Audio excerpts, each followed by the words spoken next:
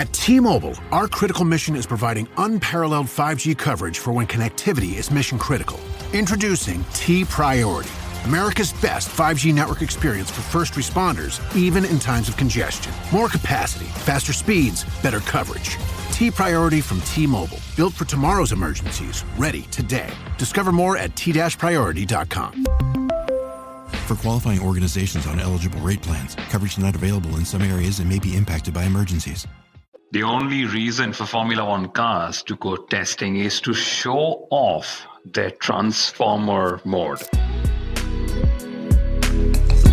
I love the rakes on the Formula One cars. I think they make the cars look even cooler, geekier, and I like that about Formula One cars. Yes, it is actually written in the Formula One regulations that pre-season testing can only be 3 days long, and each team can just run one car, which means the drivers are literally splitting time on track. This is very similar to Formula One controlling wind tunnel time like CFD cycles, and even the team's racing budget with the new budget caps. Two key aspects that I remember teams would love to focus on in pre-season testing would be one, the correlation between track performance and simulator data. So remember all the work they did in the winter was all offline. They get to correlate offline work with online car running on track. Very, very important. And then the second is always identifying a sweet spot in their package that serves as a baseline in the first few races. If you're a cricket fan, pre-season testing is like net practice. If you're a football or a baseball or a basketball fan, pre-season testing is Formula One's pre-season warm-up game. Deciphering pre-season testing form is even more complex. But why is it complex? This leads me to the question from Pravar on Twitter. He asked me saying, how do teams fool fans in pre-season testing? Simply put, a team can appear competitive in pre-season testing if they run, say, a lighter fuel load because, well, the lighter the car, the faster you go. And the same can actually be said about engine modes as well if you use a more powerful engine mode. There are very, very minute ways of deciphering whether a team has actually had a good test or not. At the end of the day, the cars that the teams will test in Bahrain might not necessarily be the cars that they race in the first round of the season in Australia. In fact, Formula One teams might already be working on upgrades that they will ship to Australia after the pre-season test confirms a few things that they've been working on. My go-to journalist for deciphering pre-season testing form is Mark Hughes, who of course writes for Formula One and the Motorsport magazine. Formula One has tested and raced in Bahrain before. When you consider teams have been around for a long time in testing and they've been racing there, there is historic data on lap time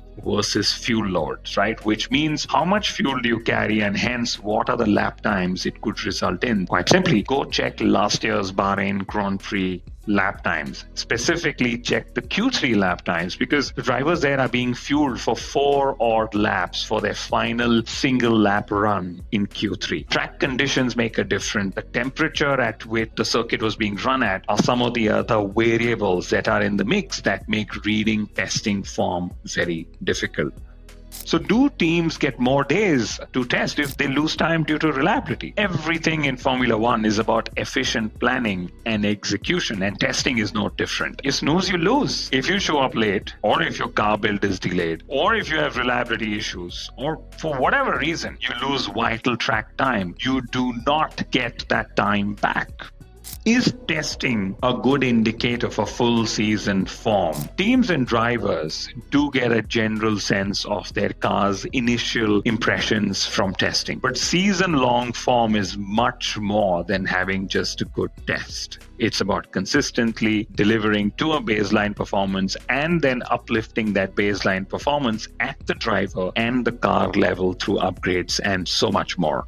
Teams like McLaren and Ferrari, who are making radical changes to their cars in 2025, they will very much be looking for that sweet spot, because that sweet spot would have definitely moved if they made radical changes to their cars. And these pre-season tests will validate their formula. And of course, with so many new drivers racing in 2025 and with several team and driver changes, the other aspects of testing include running through Grand Prix weekend routines, communication between pit wall, garage, and the driver. Maybe Lewis Hamilton is specifically specifically looking at this with Ferrari, pit stop practice, and several other areas of performance. So there's a lot to look forward to at this year's preseason test. Even though testing can be very boring, for the nerd, for the geek in you, testing is actually where the fun begins.